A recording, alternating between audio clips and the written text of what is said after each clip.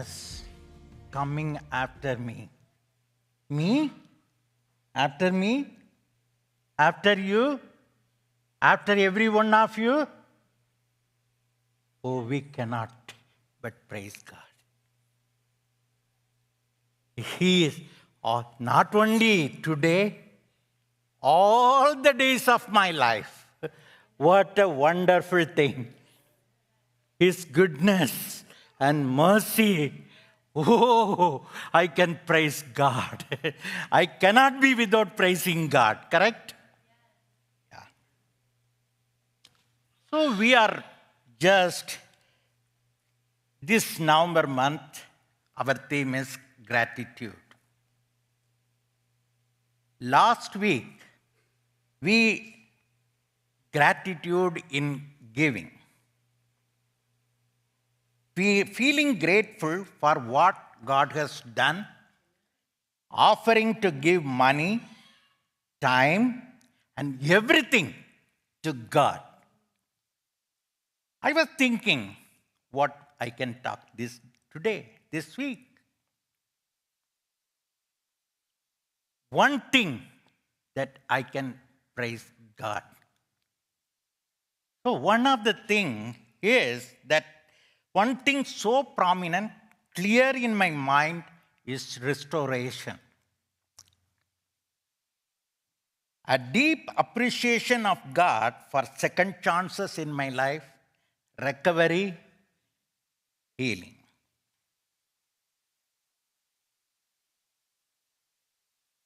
So today we are going to, it is a 23rd Psalm, everyone knows.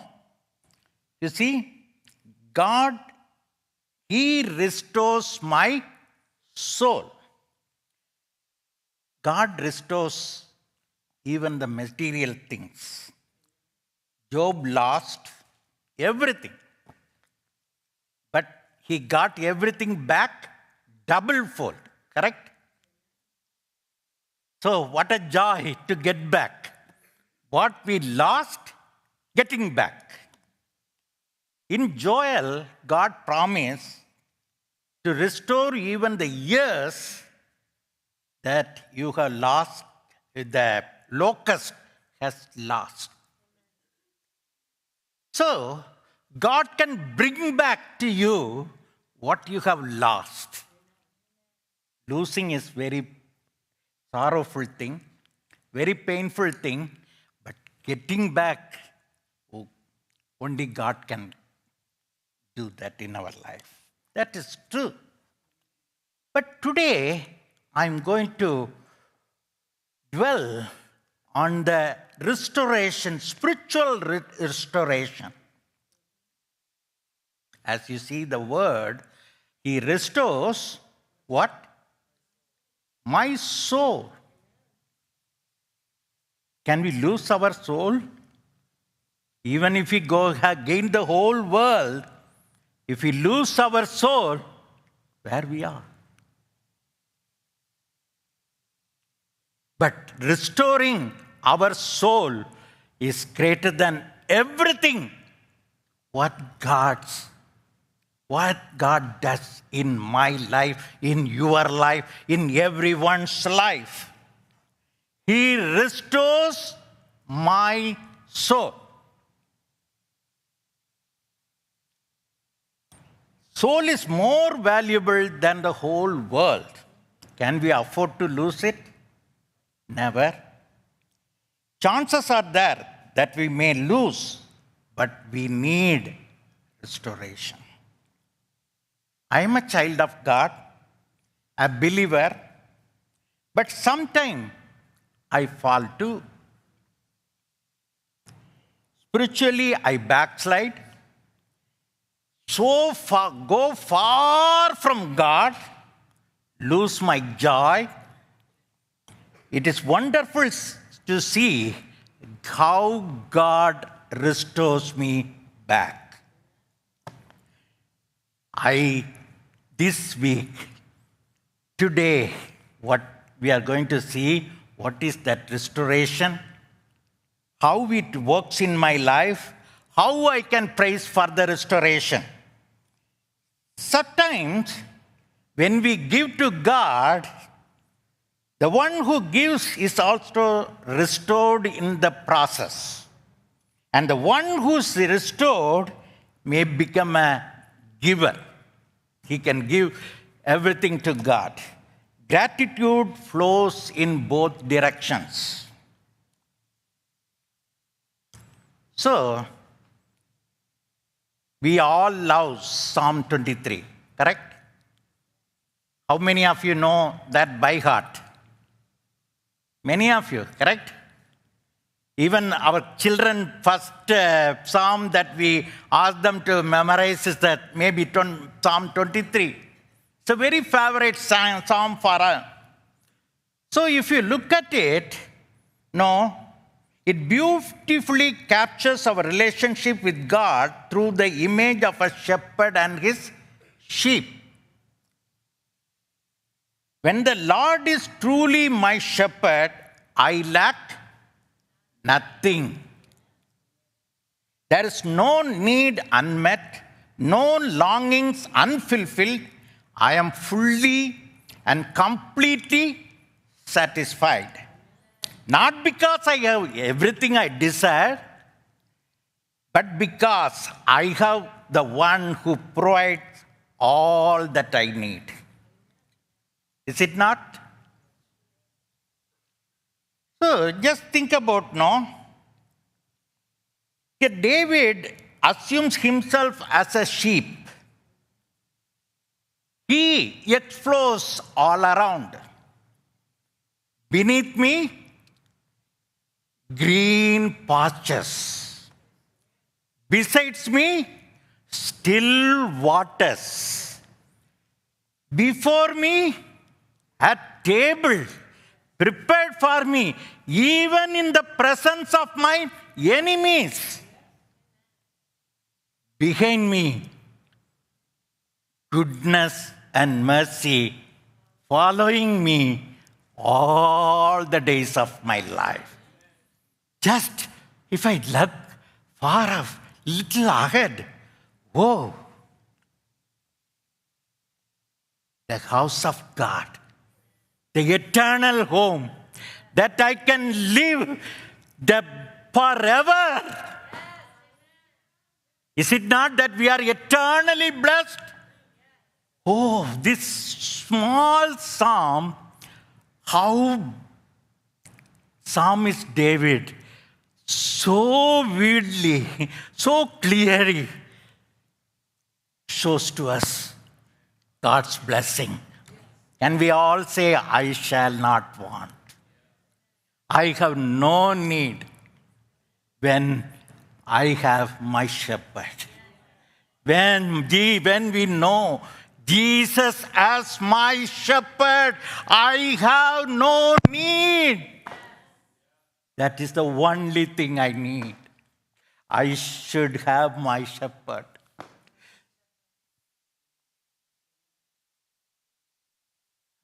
Surrounded by his blessings. Everything I need, I have in Jesus.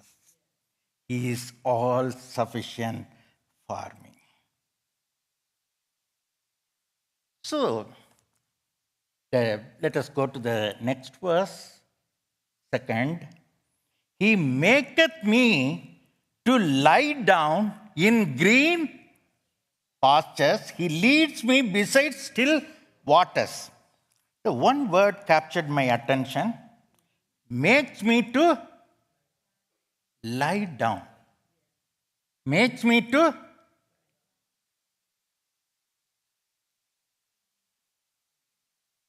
here we see two sheep. One is lying down, other one is standing. So, you see, sheep only lie down when they feel completely safe and satisfied. It's a picture of deep peace, the kind that only comes when we know we are fully cared for. Not walking around, restless and constantly in fear, in tension. No, lying down. Lying down.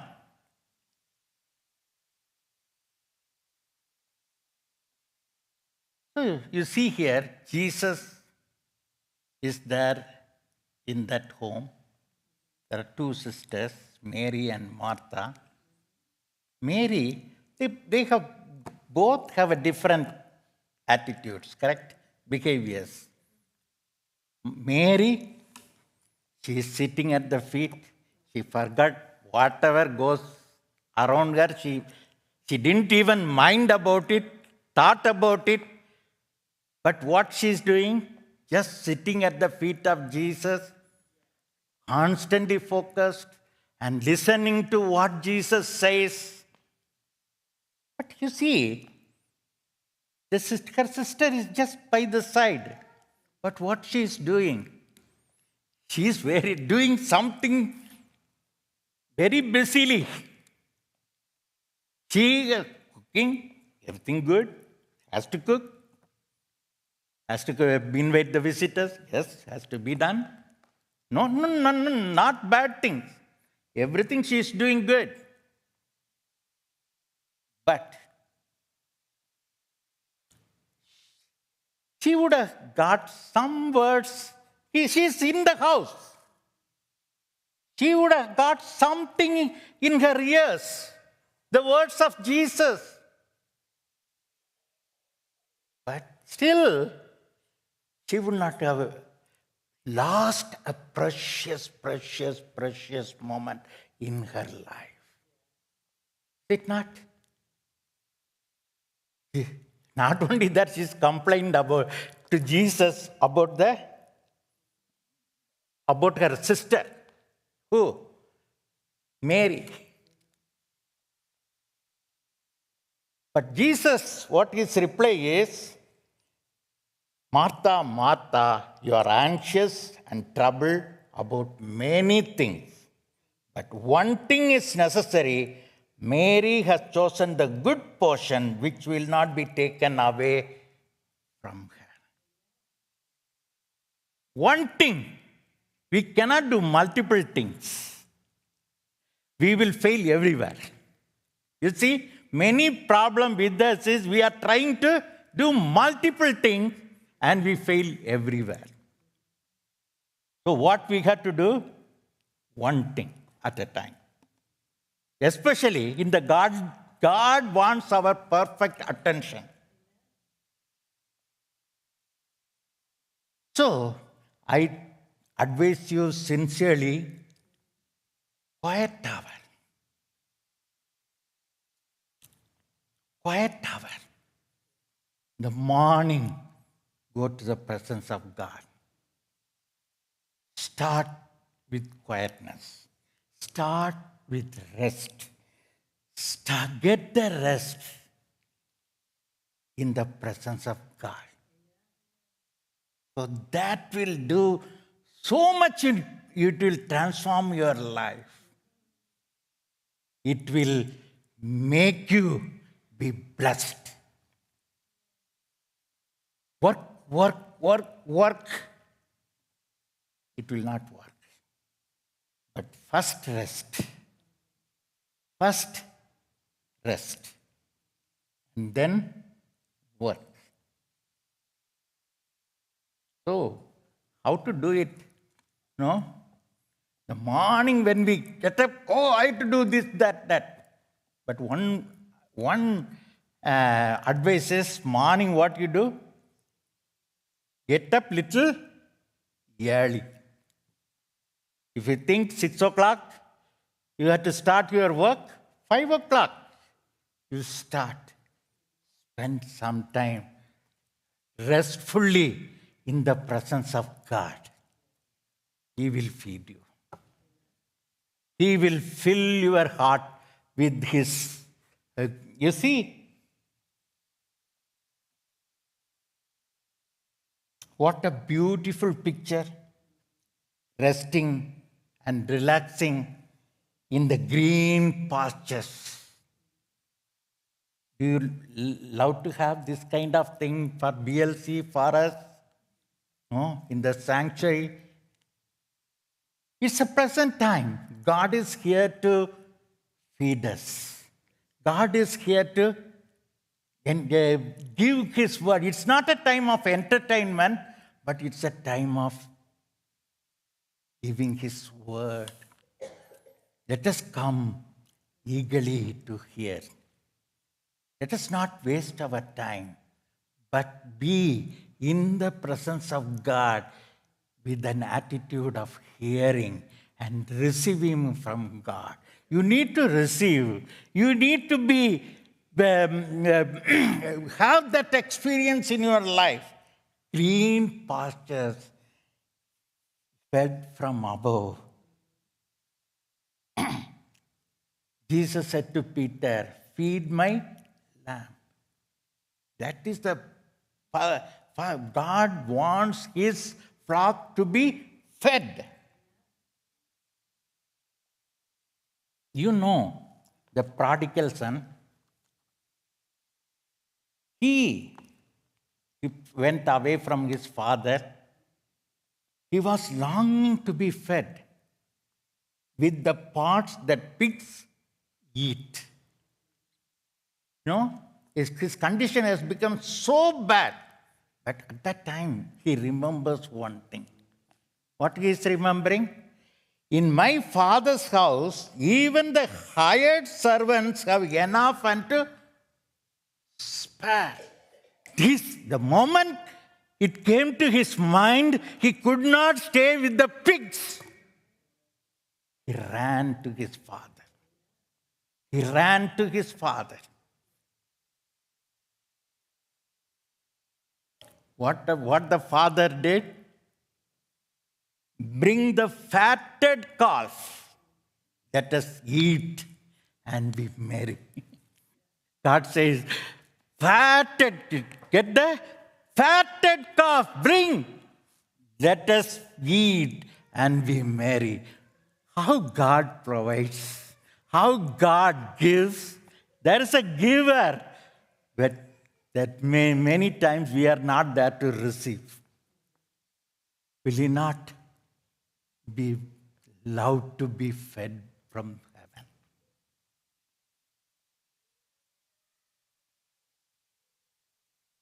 Here, another picture. Sheep needs a still water, not moving water. That it cannot handle it. Sheep are scared of moving water. Their fleece would soak up water like a sponge, and the sheer weight of the water would cause them to drown. So, stillness and relaxation in the presence of God. God provides in this way.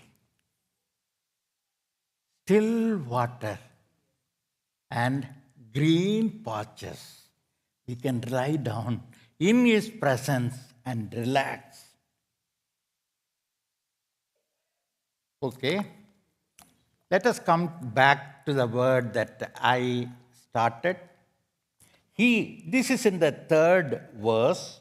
He restores my soul. He restores my soul. He leads me in the path of righteousness for His name's sake. So, you see, what is the restoration? First, let me explain.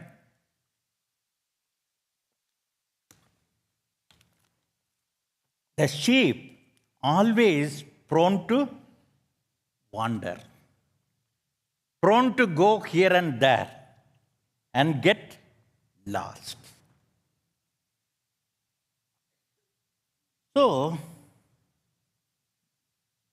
So many times we lose track. We go in the another direction. If I want to say a restoration, if I want to define this way, God wants you to be in this place, but you are where you are? Here. Don't compare with anything. What God God's thoughts, God's ways are very high. Are you able to reach there?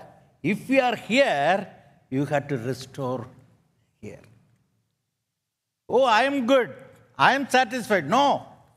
I want to reach what God has for me. God wants you to go to this way. I am going entirely opposite direction.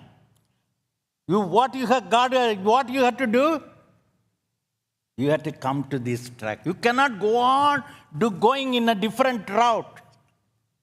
So that is what He leads me in the paths of righteousness for His name's sake. So you have to come. Now, we cannot dictate terms here. We have to come to the way what God wants you to be. You see here, why we are in a green pastures, still waters, why there should be restoration?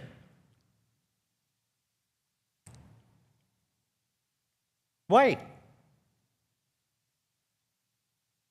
Why? Do you get? Why when there is a God is ready to give you green pastures, still waters, why there should be a restoration? Go to the 4th verse. What he says. What David says. Even though I walk through the valley of the shadow of death. You see that picture, how pleasant it is, green, lying down. It's good, it's nice. But we are stumbled with this, the valley of the shadow of death. Valley of the shadow of death. Total darkness, death, fear, pain, sorrow, no rest, no sleep. Why? What is happening to me? So many times we think, why?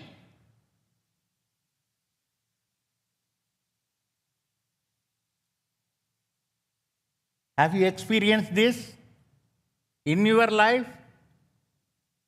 Are you stumbling? Why? Is it happening only to me? No.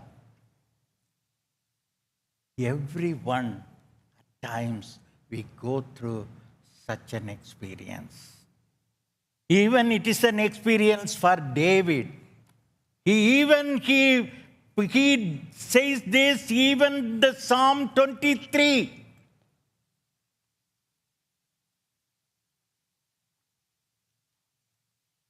Peter says, your adversary, the devil, walks about as a roaring lion, seeking whom he may devour. We have an adversary. We have an enemy. He doesn't want us to be fed and enjoy and to be in his presence.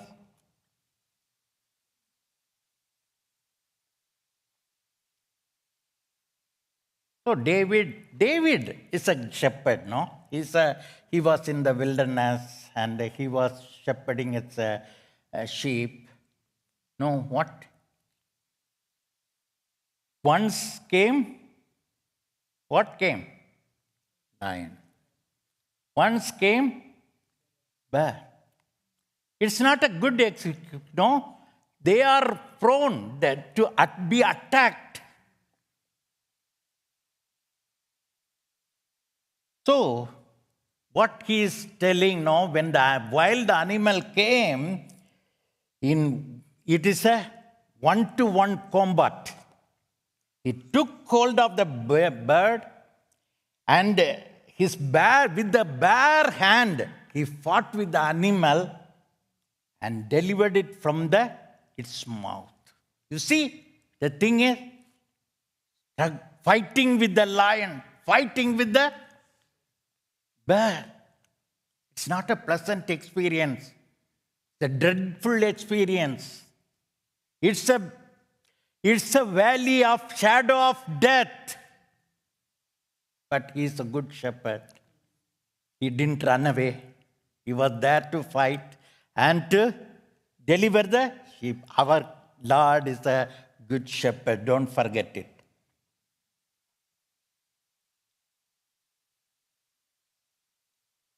So why it happens to me?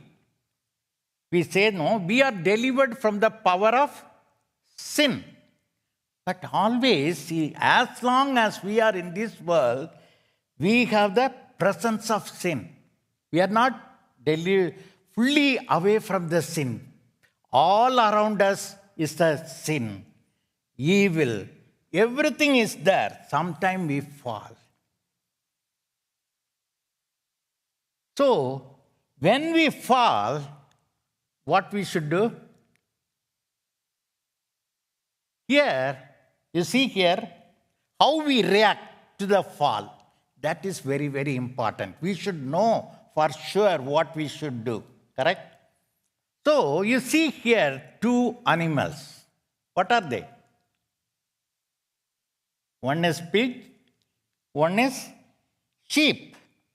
But they have different and distinct natural behaviors.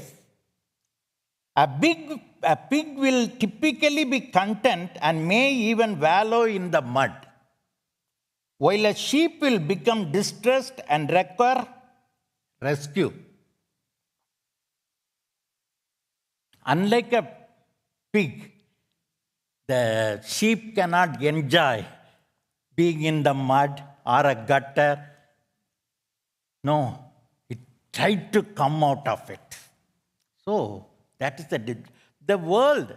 No, people, those who are sin, they enjoy. They do everything.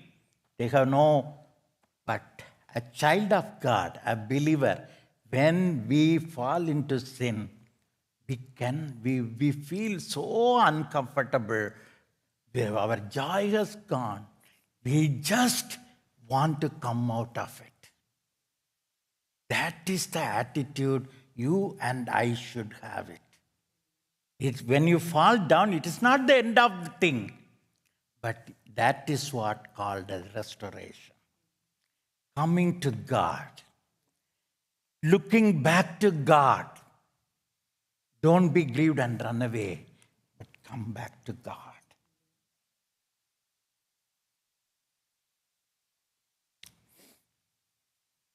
So we are going to see 5 examples how God restored people.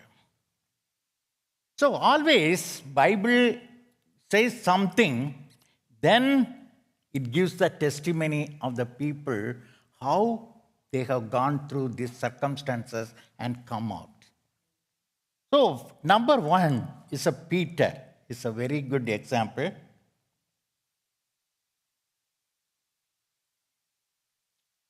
You see, what God says is, the Simon, behold, Satan demanded to have you. Satan demanded to have you. What? Satan wanted to, he's asking for permission.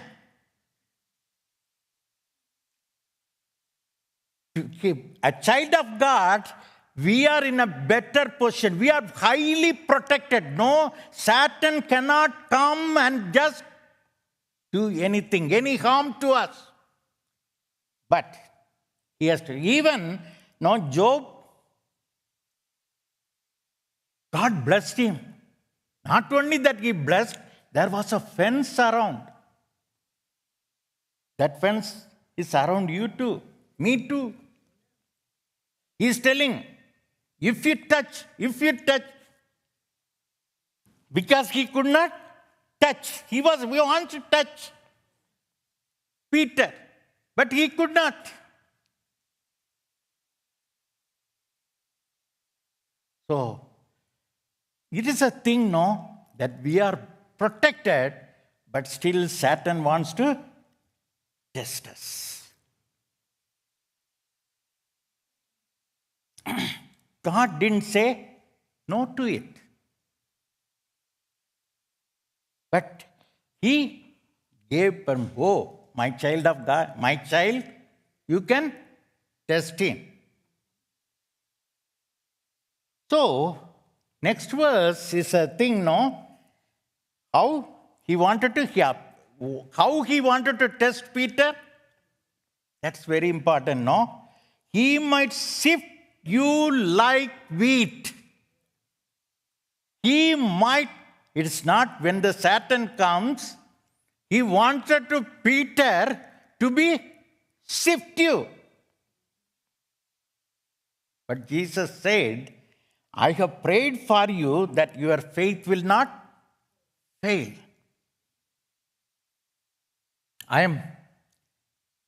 God gave permission, but he is praying for Peter that his faith should not fail. But Peter was confident that even if everyone fall, I will not fail.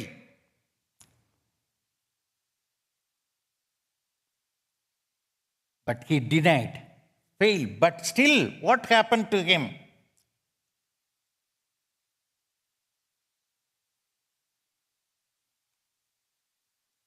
You see, sifting, what is that sifting?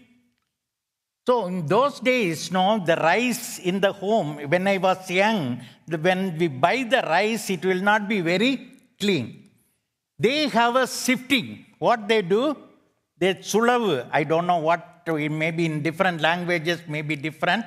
That it's made up of a palm leaves, and they used to just do that, and then all the husk are things that will be come back.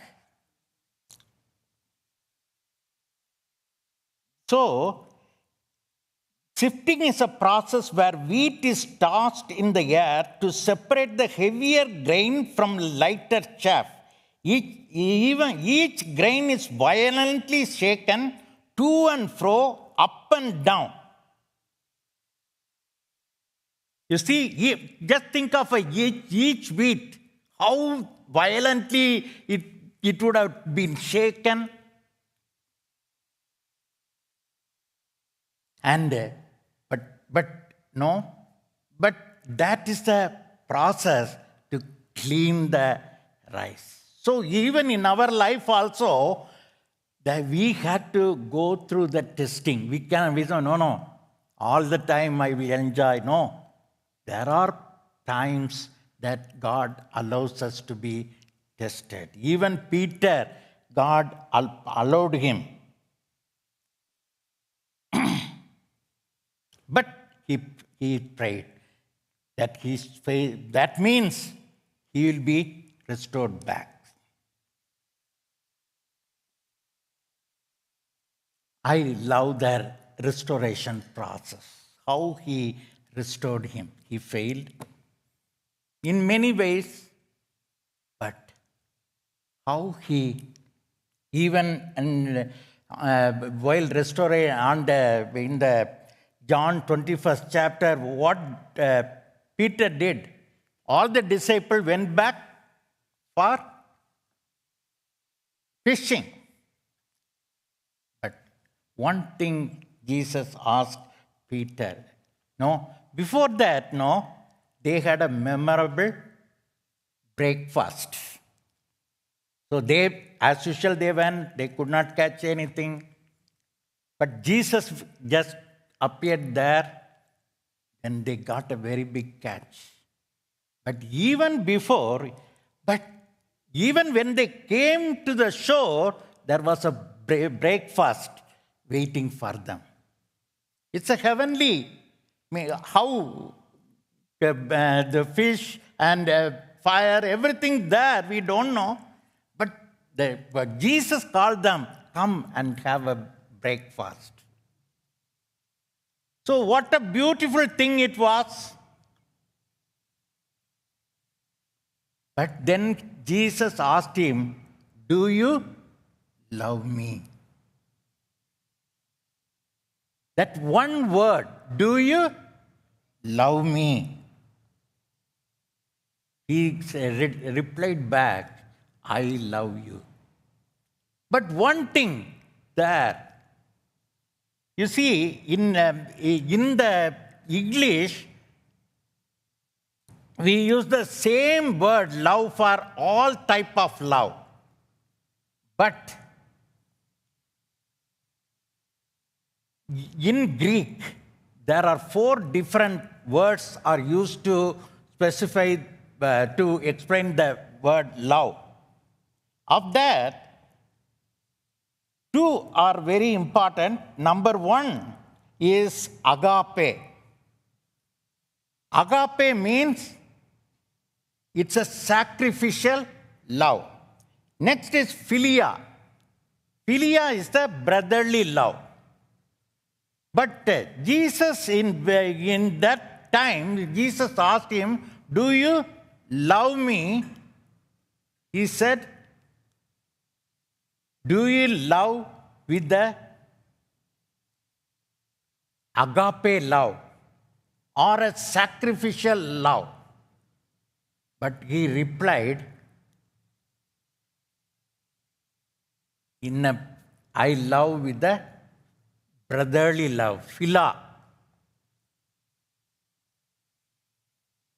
We know now, Peter was so emotional. Always he will be in the high spirit. But here, if he asked this question before, he would have, no, if there is something more than that, he would have told. But now he is telling, I love with the philia love. Now he realized the test has changed him completely. He cannot jump and say that I loved you so sacrificially. But in spite of Jesus asked him, do you love me? He said, I love you only brotherly love. Second time, Jesus asked, do you love me with the agape love? He said, I love with the philia love. You see, many times now, our repentance, our coming back to the Lord should be with the sincerity, with the truth. The Lord desireth the truth in the inward parts. He desireth the truth, not just, don't be hypocritic, don't be in the high spirit, don't be emotional, don't try to make up. But what you should do, as you are, you come to Jesus. Many times we, nothing, as if we behave as nothing has happened. It is not that way. Sincerely come to Jesus. With a true heart, come to Jesus. One more thing. No? The third time, Jesus said, no? He came down to the level of Peter. He said, do you love me with the brotherly love?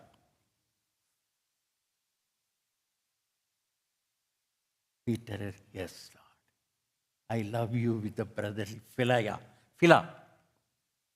So, you see, you come in whatever state you are to Jesus, and He will beautifully lift you up to the higher sacrificial love, to the greater love. You may not do by yourself. You may not be able to mend your life. You may not be able to change yourself. But come as you are.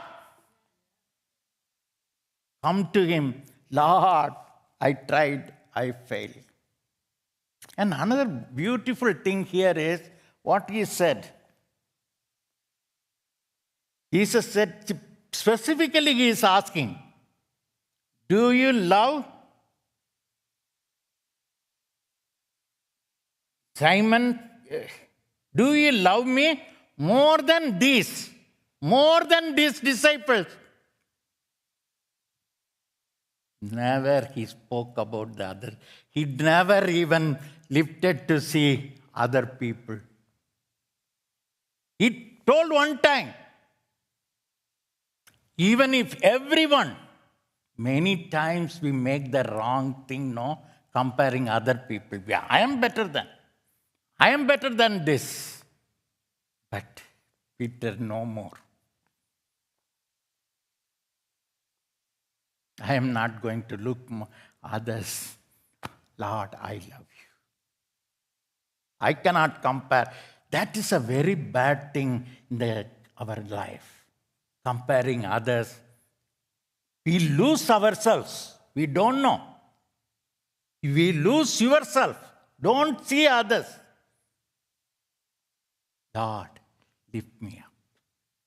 Lord, restore me. Let it be your cry.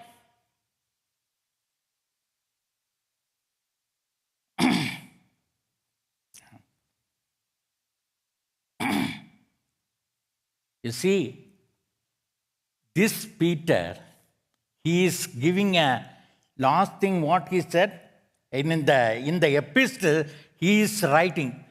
The first epistle of Peter, last few words, if you read, after you have suffered a little while, after you suffered a little while,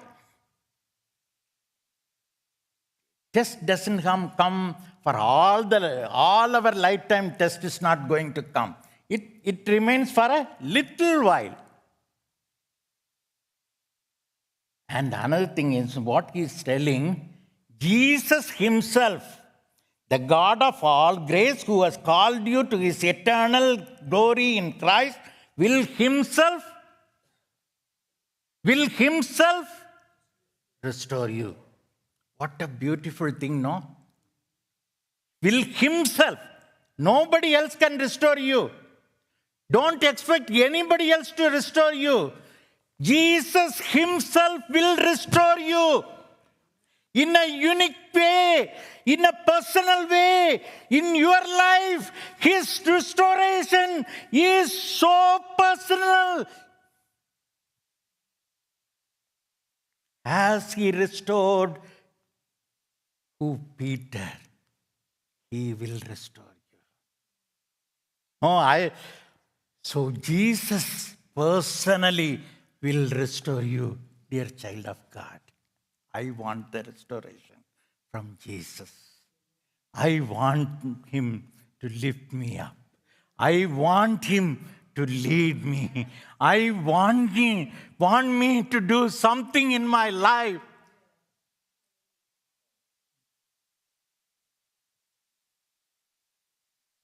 You can count how many seeds in an apple. You cannot count how many apples in a seed. You see, how many apples in a seed? So it has a potential. You have a high potential.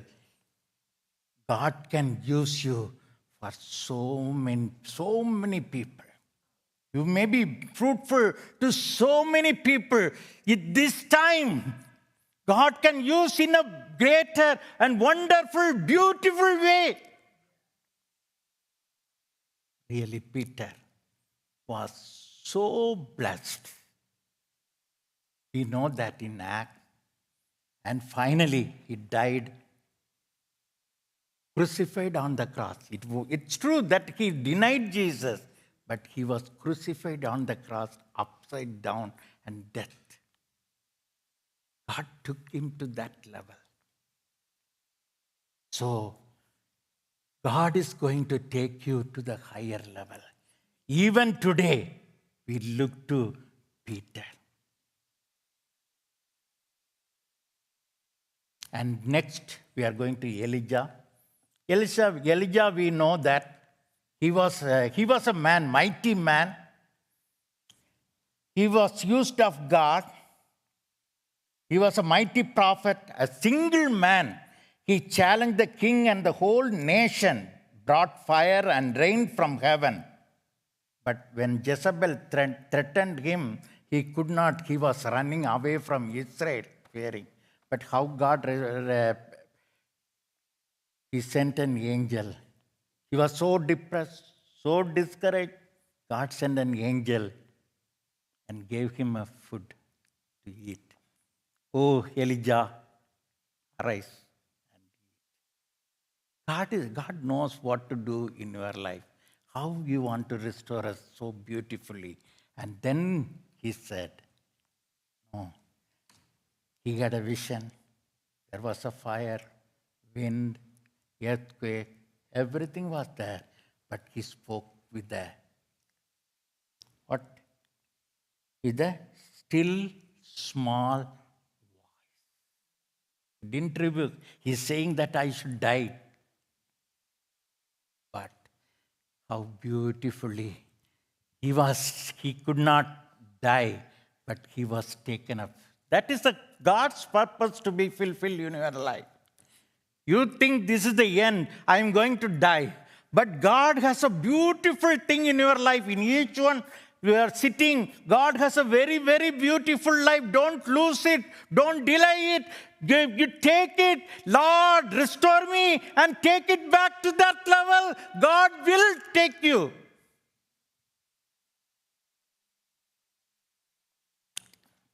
Then third, Asaph. Who is Asaph? He is a worship leader. He was just ministering in the sanctuary. He composed many songs, but he even has fallen. So you see, but as for me, my feet had almost stumbled. My steps had nearly slipped. What? Just he saw prosperity of the wicked. Wicked people are prospering. They are enjoying. They are good. Some bitterness came into his life. He's still a worship leader, standing in the front, but still he's far away from God. His joy has gone. He's singing, but the joy is gone. He also needed a restoration. He didn't stop his ministry. He was continuing to do that. Ministering in the sanctuary, even right there, right in the sanctuary, God gave him a revelation. What he is telling? Finally, in the 73rd Psalm at the end, he is saying, but for me, it is good to be near God. I have made the Lord God my refuge, that I may tell of all your good works. You see, when we see the works of men, we lose our vision, we go back. But look at the work of God. May tell all your works. God's work, what God does, what God beautifully works, His mighty works, you speak of it. Finally, what He is saying, but for me, it is good to be near God. I want to be near God. His bitterness has gone. He is so restored, beautifully restored, wonderfully restored. Father. See? His son. His son. His son. He didn't want to stay at home. Went to a far country. Lost everything.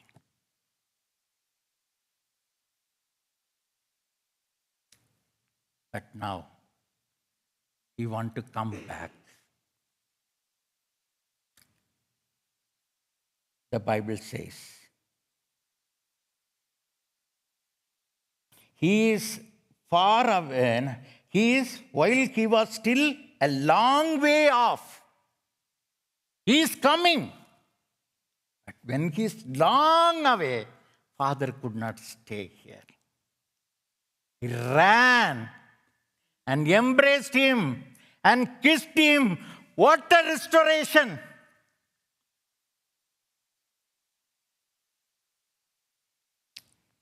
He gave him the best robe, ring, shoes, fatted calf, eating and great celebration, music and dancing. Father, even the elder brother could not understand that.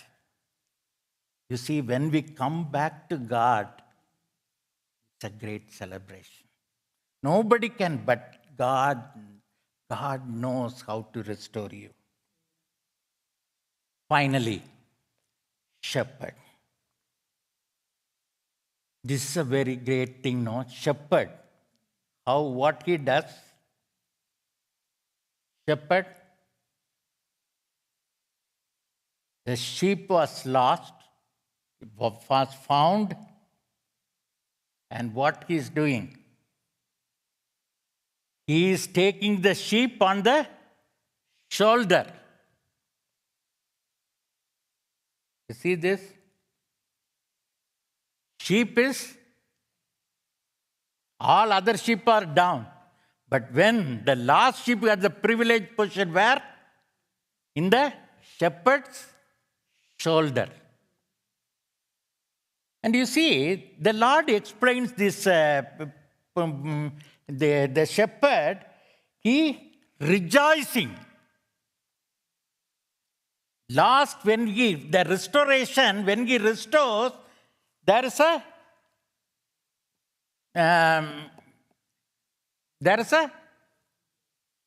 rejoicing. The shepherd rejoices.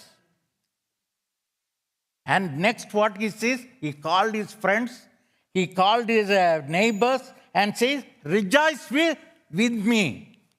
He says, others also rejoice with me. And more than that, there will be joy in heaven. What a great thing, no? When we restore, God is waiting for you. And He wants to give you that restoration. God will not going to scold you. God not going to reject you. But what a great reception is waiting for you. Today, the great moment. If you feel you are far away, you have lost the joy of salvation. If you think that I am not in the place where I should be, today is the time for a restoration. If any one of you think that I want to be restored, the elders, please come to the front.